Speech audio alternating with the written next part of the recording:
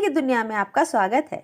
आचार्य रामचंद्र शुक्ल जी की अध्ययन भाग 1 और भाग 2 में हमने पढ़ा कि अध्ययन का अर्थ क्या होता है, अध्ययन क्या है, अध्ययन कब करना चाहिए, कैसे करना चाहिए और अध्ययन से क्या लाभ होता है। अध्ययन के लाभ अनगिनत हैं, तो आइए अध्ययन के लाभों की चर्चा को आगे बढ़ाते हैं। अध्ययन में बार बार दोहराने की क्रिया करनी पड़ती है, जिससे पढ़ी हुई बात मन में बैठ जाए। और इससे जुड़ा एक दोहा भी है कि करत करत अभ्यास के जड़मति होत सुजान, रसरी आवत जात ते सिल पर परत निशान। अर्थात आपने कुएं पर पानी खींचने वाली रस्सी तो देखी ही होगी। वो रस्सी से जब हम पानी निकालते हैं और वो रस्सी जब पत्थर पर रगड़ खाती है तो उस पत्थर पर भी निशान पड़ जाते हैं। उसी प्रकार बार बार के अभ्यास करने से मंद बुद्धि व्यक्ति, यानी जो कम जानता है, जो जिसे मूर्ख कहते हैं, बार बार अभ्यास करने से वो व्यक्ति भी नई बातें सीखकर उसका जानकार हो जाता है। तो ये संभव होता है केवल अभ्यास के कारण। अगर एक रस्सी बार बार के अभ्यास से एक पत्थर पर निशान छोड़ सकती है, तो आपके बार बार दोहराने से एक पढ़ी हुई बात मन में क्यों नहीं बैठ सकती। जब मैं किसी पुस्तक का एक प्रकरण पढ़ चुकता हूँ तो पुस्तक बंद करते उसमें आई हुई बातों को ध्यान में लाता हूँ। इसी क्रम से मैं एक एक प्रकरण पढ़ता जाता हूँ। जब पुस्तक समाप्त हो जाती है तो मैं सारी पुस्तक का अनुक्रम एक एक प्रकरण करके मन में धारण करता हूँ और पुस्तक की सारी बातों को दोहरा जाता हूँ। लेखक अपने पढ़ने का तरीका हमें बताते हुए कहते हैं कि सबसे पहले वो पुस्तक का एक प्रकरण पढ़ते हैं। एक प्रकरण अर्थात एक पैराग्राफ या एक भाग कह सकते हैं। तो लेखक एक प्रकरण पढ़ने के बाद पुस्तक बंद कर देते हैं और उस प्रकरण में जो मुख्य बातें होती है उसको मन में याद करते हैं और इसी क्रम से वह सभी प्रकरण को एक के बाद एक पढ़ते हैं और प्रकरण में से जो मुख्य बातें होती हैं उसको मन में रखते जाते हैं। जब वो पूरा पुस्तक पढ़ लेते हैं तो वो मन में जो मुख्य बातें रखी थी उसको एक के बाद वो मन में ही दोहराते हैं और इस प्रकार वो पुस्तक की सारी बातों को याद कर लेते हैं।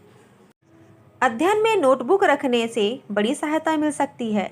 जो पुस्तक तुम पढ़ो उसके चमत्कारपूर्ण अंशों को लिखते जाओ, जिससे विद्वान और प्रतिभाशाली व्यक्तियों की उक्तियों को संचित कर रखने से अवसर पड़ने पर तुम्हें शांति, उपदेश और उत्साह मिल सके। यदि पुस्तक तुम्हारी ही है तो पृष्ठ के किनारे ऐसे स्थलों पर निशान करते जाओ जो बार बार पढ़ने योग्य हो, जिनमें कोई सुंदर उक्ति हो, जो संदिग्ध हो अथवा जिनके विषय में छानबीन आवश्यक है। पढ़ने के विषय में हमको यह बात स्मरण रखनी चाहिए कि जो कुछ हमें रुचे उसे अच्छी प्रकार पढ़ें और चिंतन करें। लेखक हमें अध्ययन का सही लाभ उठाने के लिए कहते हैं कि आप जब भी पढ़ने बैठें तो पास में नोटबुक अवश्य रखें।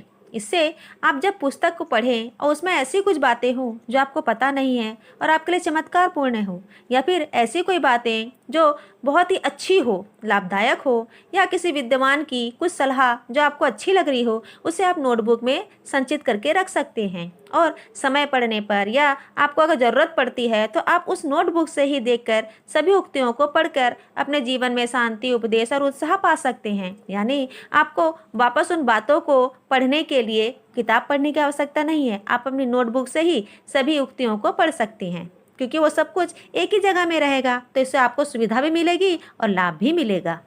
लेखक कहते हैं अगर पुस्तक आपकी ही है तो आप उन उक्तियों में जो आपको बहुत अच्छी लग रही है या ऐसा कोई जगह जो आपको समझ में नहीं आया, जो आपको उसके विषय में और खोजना है, छानबीन करनी है, तो ऐसी जगह में आप निशान लगा सकते हैं। वहाँ पे कुछ पेपर मोड़ सकते हैं या कोई चिन्ह लगा सकते हैं। इससे आपको पता होगा कि आपको उसके पढ़ना है, उसको खोजना था या उसके बारे में कुछ और जानकारी हासिल करनी थी। पढ़ने के विषय में हमको ये बात याद रखनी चाहिए कि हमें वही चीज़ों को पढ़नी चाहिए जो हमें अच्छी लगती है और उसे मन लगाकर पढ़ना चाहिए, क्योंकि जब तक आप मन लगाकर नहीं पढ़ेंगे आपको कुछ भी याद नहीं रहेगा और आपको उसका लाभ भी नहीं मिलेगा। एक समस्या यह भी है कि कौन सी पुस्तकें पढ़ी जाएं और कौन सी ना पढ़ी जाएं। दूषित भोजन सामग्री की भांति दूषित पुस्तकें त्याग देनी चाहिए। जिन पुस्तकों की विषय वस्तु दूषित है, शब्दावली आडंबरपूर्ण है, विचार निकम्मे हैं, वे हानिकारक होती हैं। जिस प्रकार शरीर का खाना भोजनीय पदार्थ है, उसी प्रकार मन और मस्तिष्क का खाना साहित्य है। जिस प्रकार खराब खाना खाने से हमारा शरीर बीमार पड़ जाता है, उसी प्रकार खराब साहित्य पढ़ने से हमारा मन और मस्तिष्क भी बीमार पड़ जाता है। इसलिए दूषित भोजन सामग्री और दूषित पुस्तकें त्याग देनी चाहिए, छोड़ देनी चाहिए। जिन पुस्तकों की विषय वस्तु दूषित हो अर्थात जिससे हमें गलत शिक्षा मिले, जिसके शब्दावली हमारे मन में अंधविश्वास को बढ़ाए, जिसके विचार बेकार हो, व्यर्थ हो, जो हमारे काम की नहीं, जिससे हमारा नुकसान हो रहा हो, ऐसी पुस्तकों को नहीं पढ़नी चाहिए।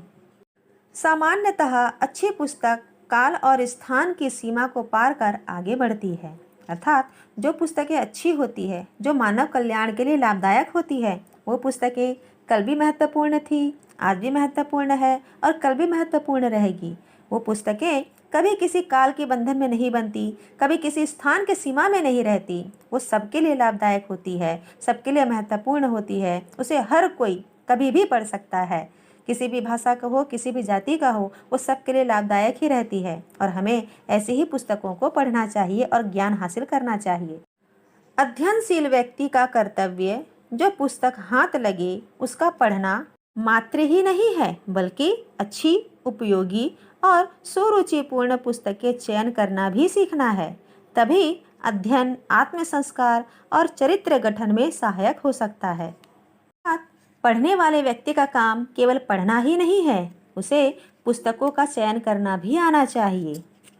उसे अपने जीवन में ऐसी पुस्तकों का चयन करना चाहिए जो अच्छी हो, उसके लिए लाभदायक हो और मन को अच्छा लगे, मानव कल्याण के लिए अच्छा हो और उसको उसका लाभ भी मिले।